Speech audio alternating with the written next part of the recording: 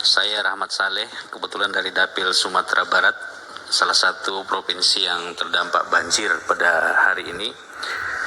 Pertama, kami atas nama masyarakat Sumatera Barat tentu mengucapkan terima kasih kepada Ibu Ketua Pimpinan yang langsung hadir ke seluruh tempat bencana, terutama Sumatera Barat, bersama pimpinan yang lain yang alhamdulillah hadir juga. Kemudian Pak Menteri yang kami hormati, tadi di awal Pak Menteri mengutarakan data yang seolah menampilkan bahwa sudah terjadi data penurunan deforestasi dari tahun ke tahun.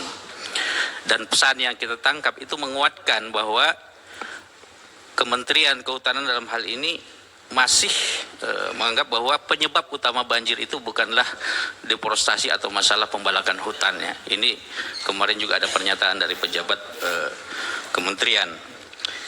Kita ingin menyampaikan data ya, periode 2016 sampai 2025 itu hampir 1,4 juta hektar di Aceh, Sumatera Utara, Sumatera Barat itu deforestasi untuk aktivitas 631 perusahaan pemegang izin tambang, HGU sawit, BPPH, geotermal, izin PLTH dan juga yang lain-lain. Nah, ini angka yang besar Pak Menteri ya. Oleh karena itu kalau kita berbicara mungkin tadi data di akhir ini kemudian itu kita anggap deforestasi bukanlah penyebab, itu menurut kita adalah sesuatu yang salah untuk kita sampaikan kepada masyarakat. Kita berharap tentu jangan sampai di tengah kondisi-kondisi yang sekarang masyarakat sedang berduka, hampir 765 per jam 10 kemarin itu sudah meninggal, 650 belum ditemukan. Kemudian kita pejabat mengeluarkan pernyataan-pernyataan yang menyakiti hati masyarakat.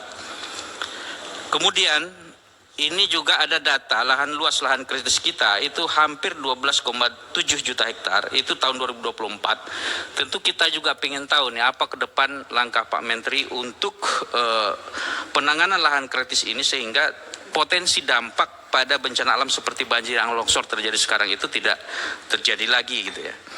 Nah, kemudian juga kalau seandainya deforestasi ini dianggap bukan penyebab utama banjir ya, kita juga ingin menyampaikan bahwa dari tahun ke tahun ya, data Kementerian Kehutanan nilai ekspor terkait industri kehutanan termasuk dari Sumatera Barat itu terus meningkat ya. Kita punya data ada 5 perusahaan besar di Sumatera Barat sekarang itu yang itu jumlahnya dari bulan ke bulan kita evaluasi tahun ini hasil hutan yang diproduksi itu semakin meningkat. Nah, nanti insya Allah datanya akan kita berikan ya. Tidak usah kita sebutkan PT-nya, tapi ini menurut kita adalah sesuatu hal yang juga menyumbang besar terhadap bencana-bencana banjir ini. Nah, oleh karena itu, Bapak-Bapak dari kementerian dan teman-teman semua, di sisi lain, ada regulasi yang mungkin tidak putus dikisah di Komisi 4, termasuk dalam hal ini adalah Undang-Undang Cipta Kerja yang sudah disahkan, itu yang menyebabkan juga terjadinya kurang kemampuan kita dalam pengendalian pembalakan hutan ini. Di antaranya salah satu pasal yang dicabut di situ adalah masalah kewajiban 30% hutan di daerah aliran sungai, itu di pasal itu dicabut, kemudian termasuk dalam hal PPPP yang diterbitkan dalam pengelolaan hutan ini kita tidak bisa kontrol. Oleh karena itu mungkin kita dari Kementerian Kehutanan itu juga bisa menyampaikan nanti di rapat-rapat Menko atau yang lain, itu perlu nggak kita evaluasi Undang-Undang Cipta Kerja yang menyebabkan kontrol kita terhadap pelanggaran pembalakan hutan ini tidak bisa kita lakukan. Pak Menteri dan pimpinan yang kami hormati, kami fraksi PKS mengapresiasi kedatangan Pak Presiden ya, langsung turun tangan. 1 hari setelah Bu Ketua turun ke Sumatera Barat, hari berikutnya Pak Presiden datang. Yang menarik, ini tentu menjadi pengobat bagi masyarakat yang kena banjir. Kita mendengarkan bahwa Pak Presiden menyampaikan bahwa uang-uang yang dimaling oleh para maling-maling yang terjadi di negara ini, itu akan beliau ambil kemudian akan dibantu untuk Sumatera Barat dan juga provinsi yang lain. Itu pernyataan beliau. Dan kita bangga dengan itu.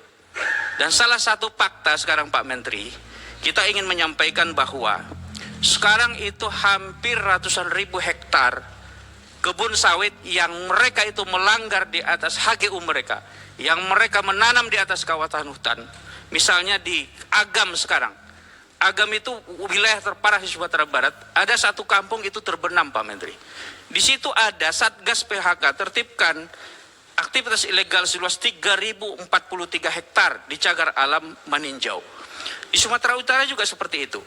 Ada sekitar 47.000 hektar sawit yang berada di padang lawas, dan itu juga sudah disita oleh PHK, Satgas PHK. Oleh karena itu, dalam momen ini kami ingin menyampaikan, ini kebun sudah dikuasai oleh negara. Dari hasil penyitaan terhadap pembalak-pembalak, kemudian bajingan-bajingan yang mereka itu menanam sawit di luar HGU di kawasan hutan. Dan ini perlu diambil, jual itu semua ladang, kemudian berikan itu untuk pembangunan infrastruktur yang hampir belasan triliun di 3 provinsi ini.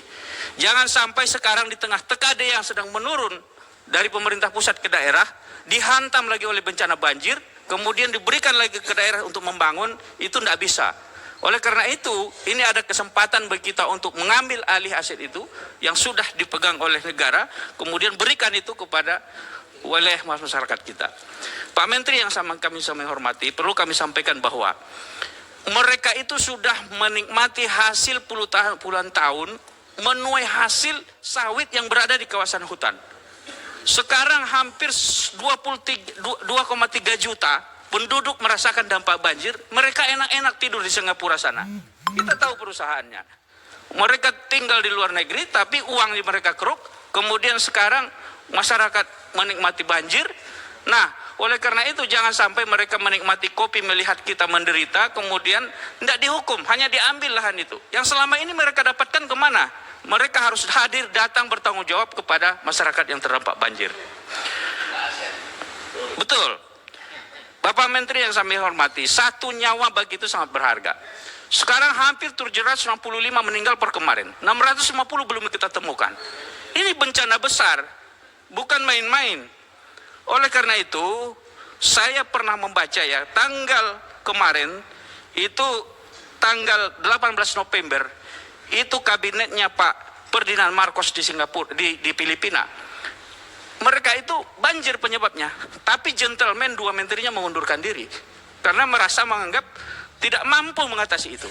Jadi bukan sesuatu yang salah juga, kalau menteri yang tidak sanggup mengatasi ini mundur juga. Itu adalah tugas yang mulia menurut saya. Demikian, Assalamualaikum warahmatullahi wabarakatuh. Baik, terima kasih Pak Rahmat Saleh. Selanjutnya Pak Heri Dermawan dari Partai Amanat Nasional.